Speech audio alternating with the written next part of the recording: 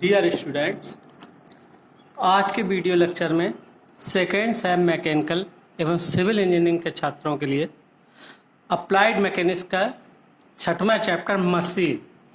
तो मशीन में पिछले वीडियो लेक्चर्स में आपको हमने काफ़ी चीज़ें एक्सप्लेन कर दी थी। अब बेसिकली चल रही है आपकी लिफ्टिंग मशीन्स। तो लिफ्टिंग मशीन्स में सिस्टम ऑफ पुली, तो सिस्टम ऑफ पुली में फर्स्ट सिस्टम और सेकेंड सिस्टम मैंने पिछले वीडियो लेक्चर में आपको एक्सप्लेन किया था। अब आज मैं आपको थर्ड सिस्टम ऑफ पुली के बारे में एक्सप्लेन करूंगा। तो थर्ड सिस्टम ऑफ पुली क्या होती है? जैसे फर्स्ट सिस्टम में क्या था कि एक फिक्स पुली होती थी, कुछ मूवेबल पुली होती थी, और हर पुली के दो पार्ट होते हैं। कोई भी उसमें रस्सी लगेगी, कोई भी डोरी लगेगी, उसके दो भाग होते हैं। तो फर्स्ट सिस्टम में एक पहला भाग तृण आधार से, फिक्स आधार से, और दूसरा आगे वाली जो ऊपर की ओर होती है पुली, उसके एक सेंटर से लगी होती है। थर्ड सिस्टम जस्ट अपोजिट है। इस प्रकार के सिस्टम में पुलियां चित्र के अनुसार ऐसे लगी होती हैं। कैसे? एक फिक्स पुली होती है, हर पुली का एक सिरा भार से और दूसरा सिरा आगे वाली अपने नीचे वाली पुली के केंद्र से जुड़ा होता है। इस दूसरी पुली का एक भाग भार से और दूसरा आगे वाली के केंद्र से। ऐसे इस पुली का एक भाग भार से और दूसरा भाग इससे नीचे वाली पुली पर, और इस वाली पुली का एक भाग भार से और एक सिरे पे प्रयास लगाते हैं। जो सबसे लोएस्ट पुली होती है, जो सबसे नीचे पुली होती है, उसका एक सिरे पर प्रयास लगाते हैं और एक सिरा जो है वो भार से जुड़ा हुआ होता है। ठीक है भाई। तो अब इस सिस्टम को अगर हम देखें तो इसमें भी डोरियां चूंकि अलग अलग है, तो इसलिए हर डोरी का तनाव भी अलग अलग होगा। जैसे इस पुली के लिए ये डोरी है, तो इस डोरी में तनाव T1, इसके दो भाग हैं, तो इन दोनों भागों में T2। तीसरी पुली है तो इन दोनों भागों में T3, और इस वाली पुली है, इसमें दोनों में T4। लेकिन इसमें टोटल नंबर ऑफ पुली दी होती है। जैसे 4 है तो उसी पर डिपेंड करेगा। फर्स्ट सिस्टम में क्या होता था? नंबर ऑफ मूवेबल पुली पर डिपेंड करता था। ठीक है भाई। अब देखो, इसको हमें मैकेनिकल एडवांटेज मान लो सपोज निकालना है। कैसे निकालेंगे? प्रोसेस। सबसे पहले हम इन पुलियों का भार नेग्लिजिबल मान लें, नगण्य मान लें। अब हम इसकी बैलेंसिंग करें तो देखो बैलेंसिंग में कैसे होगा कि ये जो T1 होगा, यहां पर हम प्रयास P लगा रहे हैं, तो ये T1 बराबर होगा P के। अब देखो ये T2 बराबर क्या होगा? T2 बराबर ये दो भाग है, प्रयास भी लग रहा है और ये तनाव T1 लग रहा है, तो T2 बराबर क्या होगा? T1 plus P। तो T1 प्लस P का मतलब क्या हुआ? 2P, क्योंकि T1 बराबर P है। इसी प्रकार मान लो T3 निकालना है हमें, तनाव तीसरी डोरी पे तनाव निकालना है T3, that is equal to 2T2, क्योंकि ये T3 यहां से किसको बैलेंस कर रहा है? ये दो भागों के तनाव T2। 2T2 का मतलब क्या हुआ? T2 बराबर 2P है, तो 2T2 का मतलब 2 की पावर 2P, 2 से और गुणा हो जाएगा, 2 की पावर 2P। सिमिलरली T4 बराबर क्या हो जाएगा? 2T3, तो 2 की पावर 3P। यदि n नंबर ऑफ पुली हो तो W बराबर क्या हो जाएगा? T1 plus T2 plus T3 plus T4 and so on so Tn। तो क्या हो जाएगा? सब में कॉमन आ जाएगा 2P प्लस 2 की पावर 2P प्लस 2 की पावर 3P प्लस 2 की power 4P and so on so 2 की पावर n-1। n-1 हो रहा है, क्योंकि देखो 4 है, T4 अगर निकाल रहे हैं तो क्या हो जाता है? 2 की पावर 3 यानी 4-1। तो Tn निकालेंगे तो कितना होगा? 2 की पावर n-1। तो इसलिए W बराबर P कॉमन आ जाएगा। अंदर एक सीरीज बनेगी 2 प्लस 2 की पावर 2 प्लस 2 की power 3 plus so on so 2 की पावर n-1। कौन सी सीरीज बन रही है? ये आपने मैथ में पढ़ा होगा। तो मैथ में उसका हम योग कैसे निकालते हैं, तो उसके आधार पर इसका हम जब योग करेंगे इस सीरीज का, तो क्या हो जाएगा? P इंटू 2 की पावर n-1, यानी ये बन रही है GP, गुणोत्तर श्रेणी, है ना। तो यांत्रिक लाभ बराबर W अपॉन P, तो W अपॉन P जब करेंगे 2 की पावर n-1। तो आइडियल कंडीशन में इफिशिएंसी इक्वल टू 1, तो मैकेनिकल एडवांटेज बराबर, आइडियल कंडीशन जब मानेंगे मशीन की तो MA बराबर VR मानेंगे, यानी mechanical advantage equal to velocity ratio. तो ये हो जाएगा 2 की पावर n-1। और अगर इसकी इफिशिएंसी दी हो तो MA बराबर इफिशिएंसी इंटू वेलोसिटी रेशियो हो जाएगा। ठीक है भाई। तो उस केस में फिर अलग प्रयास लगेगा। अब यदि घिरनियों के भार भी मान लें और सबके स्मॉल W भार मान लें घिरनियों के, तो यहां पर मैकेनिकल एडवांटेज बराबर क्या होगा? फिर P अंदर 2 की power n minus 1 plus small w 2 की power n minus n minus 1 upon p। फिर फार्मूला ये हो जाएगा भाई। तो ये थोड़ा सा आपको याद रखना। अगर मूवेबल पुली का, इन पुलियों का भार भी दिया हो, मूवेबल नहीं, नॉट, जो भी पुली है, अगर पुली का भार भी दिया हो तब फार्मूला थोड़ा सा टिपिकल हो जाएगा। अब देखो अगर इसी में हम भार नगण्य मान लें तो क्या हो जाएगा, p 2 की पावर n माइनस 1 प्लस ये 0 कर दें तो ये पोर्शन 0 हो जाएगा अपॉन t, तो p कैंसिल हो जाएगा, तो फिर यही वाला फार्मूला निकल आएगा। ठीक है, तो अगर भार दिया है तो थोड़ा सा आपको फार्मूला इतना याद रखना पड़ेगा। ये तो यही, तो p 2 की power n minus 1 plus small w 2 की power n minus 1 upon p। तो ये है थर्ड सिस्टम ऑफ पुली। ठीक है भाई। अब नेक्स्ट मशीन जो आती है आपके सिलेबस में है व्हील एंड एक्सेल।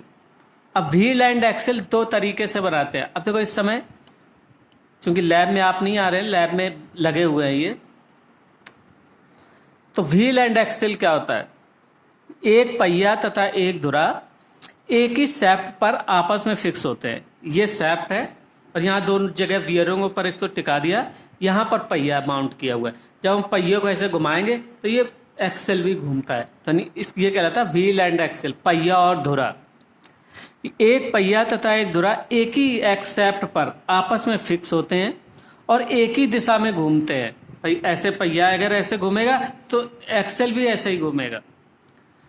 तो एक्सेल के दोनों सिरे वियरिंग पर आधारित होते हैं जिस पर ये फ्रीली मूव कर सके, अतः यह वियरिंगों में अपनी अक्ष पर स्वतंत्रता पूर्वक घूम सकते हैं।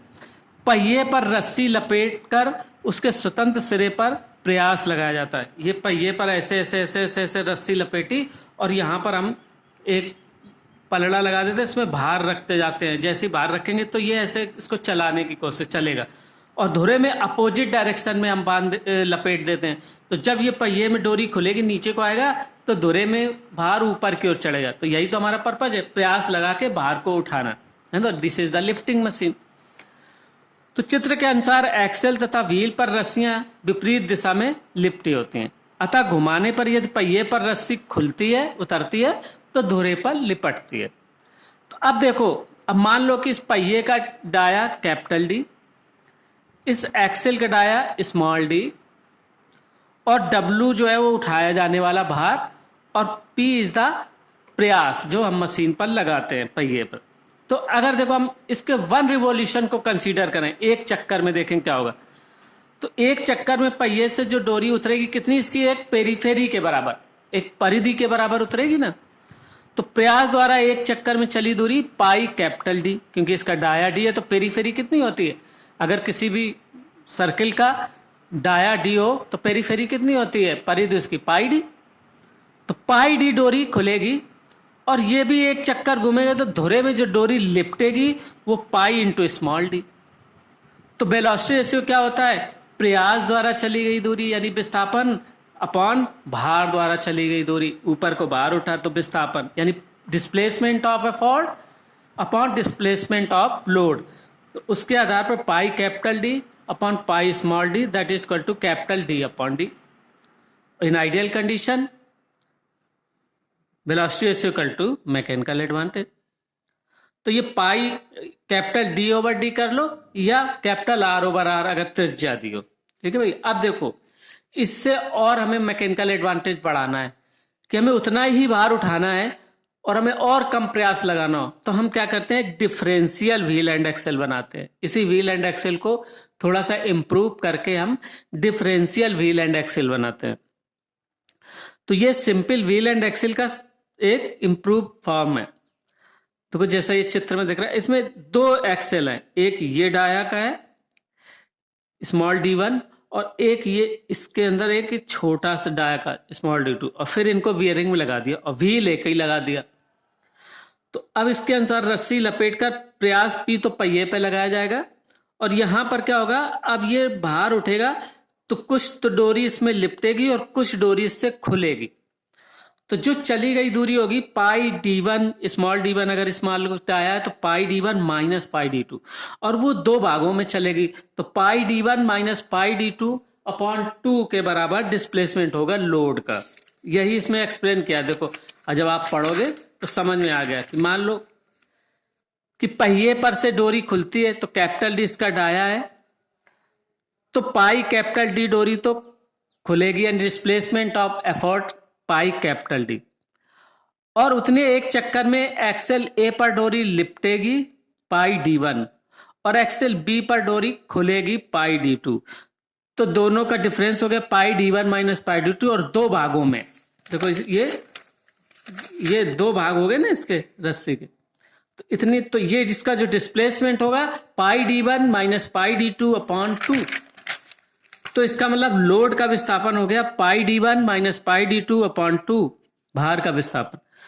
तो वेलोसिटी रेशियो क्या होगा? प्रयास का विस्थापन displacement of effort upon displacement of load. तो pi capital D upon pi D one minus pi D two upon 2, और इसको सिंप्लीफाई करोगे तो 2 capital D upon small D one minus small D two. तो ये इसका वेलोसिटी रेशियो का फार्मूला। और इन आइडियल कंडीशन में एम ए बराबर वी आर रखते हैं, ठीक है, यानी डब्ल्यू अपॉन पी बराबर। ये आइडियल कंडीशन में अगर कहा जाए कि इतने बार को उठाने के लिए कितना प्रयास लगाएंगे तो ये फार्मूला लगाया जाएगा, और अगर कहा जाए इसकी एफिशिएंसी इतनी है तब कितना प्रयास लगाया जाएगा तो इससे एफिशिएंसी को और मल्टीप्लाई कर देंगे, W upon P equal to efficiency into 2 capital D upon small D one minus D small D two, ठीक है। इससे आपका इस तरीके से ये मशीन, तो हर मशीन का आपको, ये जितनी लिफ्टिंग मशीन आपके सिलेबस में, सबका चित्र सहित फार्मूला अगर रखोगे तो कभी गलत नहीं होगा, क्योंकि चित्र में आपको क्लियर होगा। और चित्र अगर आपको क्लियर है तो फार्मूला तो आप बना ही लोगे देख के, ठीक है भाई। तो इसलिए इन सभी के चित्र की प्रैक्टिस जरूर कर लेना, अच्छे से देखना कैसे। अब आती वेस्टर्न डिफरेंशियल पुली, इसको हम कहते हैं पुली ब्लॉक, और इसका उपयोग भारी वजन को उठाने में करते हैं, जैसे ट्रांसफार्मर में तेल वगैरह बदलते हैं या उसको उतारते हैं, वहां पर जिसे चैन पुली भी कहते हैं, देहाती भाषा में चैन कुप्पी भी कहते हैं ऐसे। तो इसका उपयोग भारी मशीन को ऊपर उठाने के लिए, भारी पार्ट्स को ऊपर उठाने के लिए प्रयोग किया जाता है। तो इस मशीन में 2 ब्लॉक होते हैं। देखो ये एक ऊपर वाला ब्लॉक है बड़ा, और ये एक छोटा ब्लॉक है। ऊपरी ब्लॉक छत या बीम पे क्या, जैसे गांव में आपने देखा आसपास बड़े बड़े लट्ठे से गाड़ के ऊपर से उसमें एक बीम से लगा दी और उस पर चैन डाल देते हैं। यहाँ पर चैन और स्प्रॉकेट भी यूज कर सकते हैं, और रस्सी भी, घिरनी और रस्सी भी यूज कर सकते हैं। तो इस मशीन में 2 ब्लॉक, ऊपरी ब्लॉक छत या बीम पर फिक्स रहता है।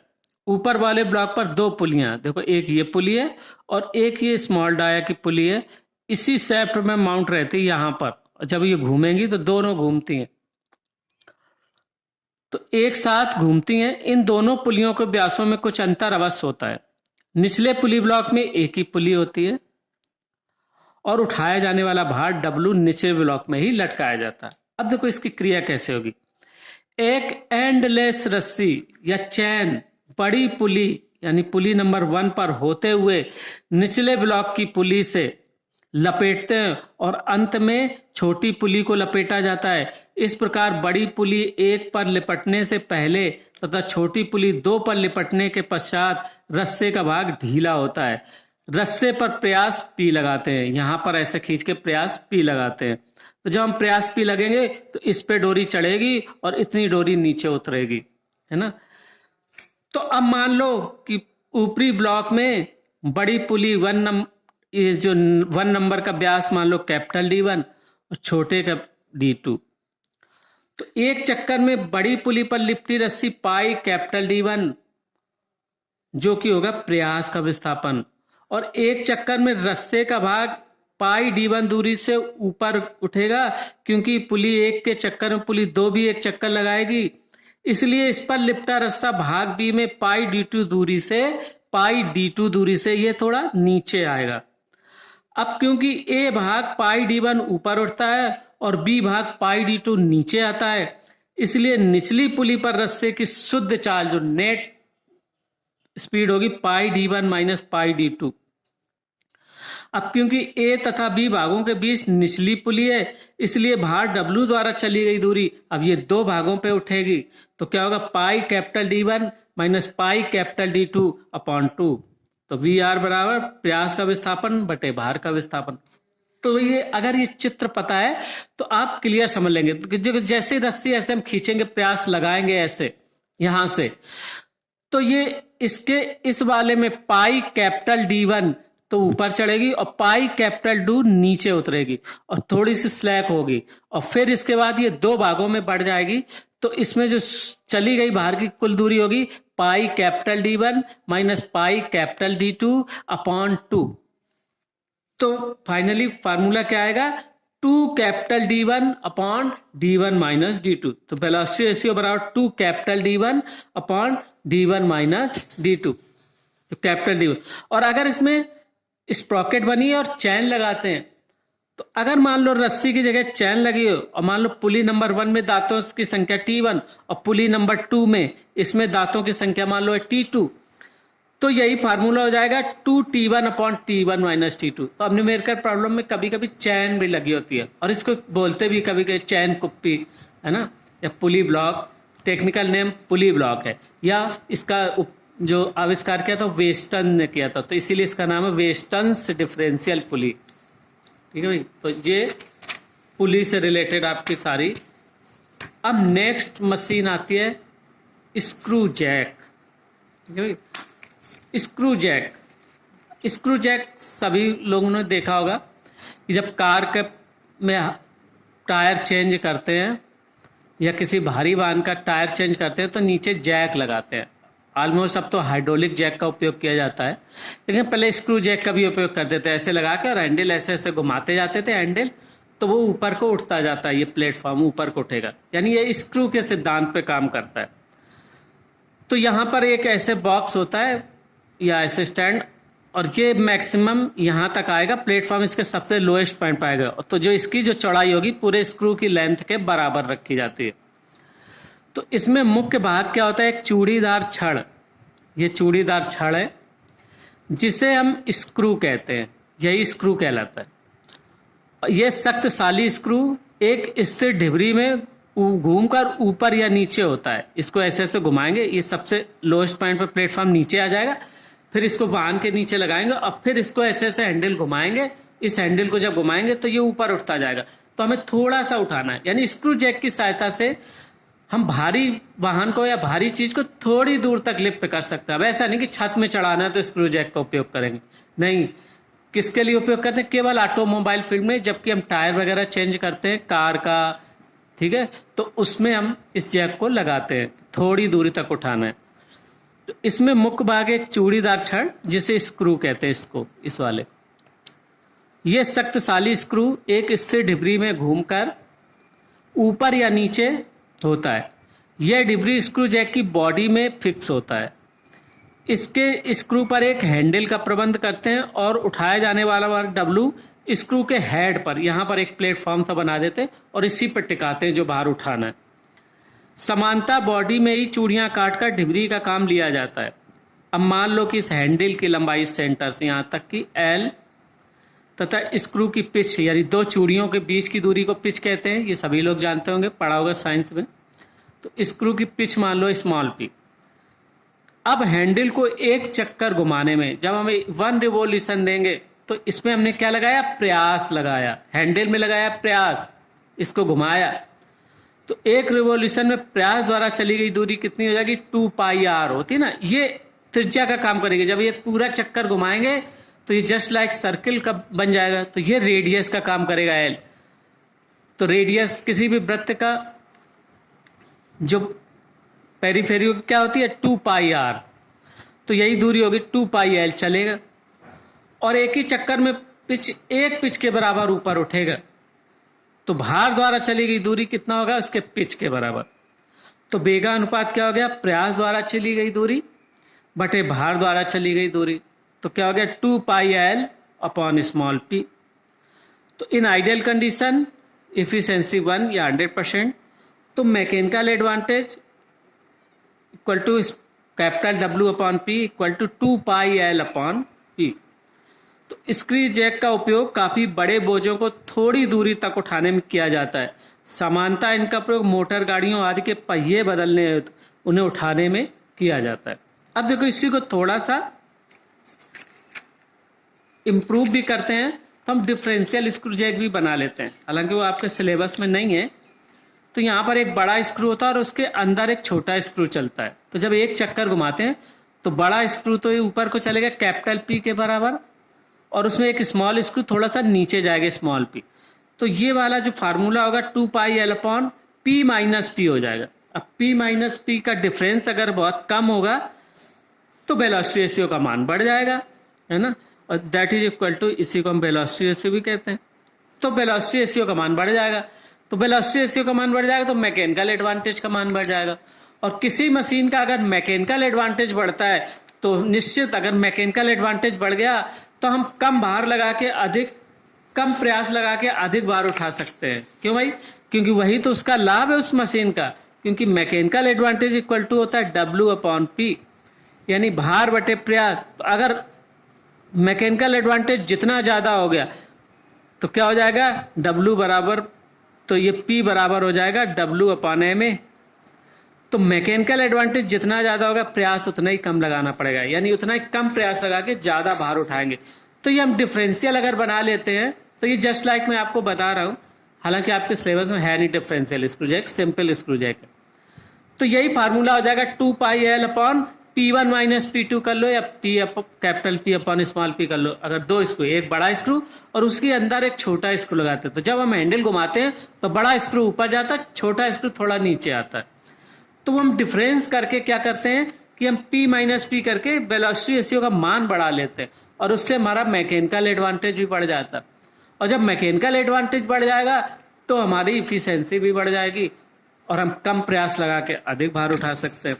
तो अब नेक्स्ट मशीन जो आपके सिलेबस में आ रहा है वो है worm and worm wheel, single purchase winch crab और डबल परचेज विंच क्रैप। बस इतनी मशीन्स और आपको बताना है, फिर इस पर वे सब न्यूमेरिकल प्रॉब्लम बताएंगे। तो लगभग 2 वीडियो लेक्चर और आपको इसमें हम देंगे, और इसके बाद आपका इस सिलेबस खत्म हो जाएगा अप्लाइड मैकेनिक्स का। फिर हम थोड़े से MCQ पर आपकी प्रैक्टिस करवाएंगे। Okay, thank you.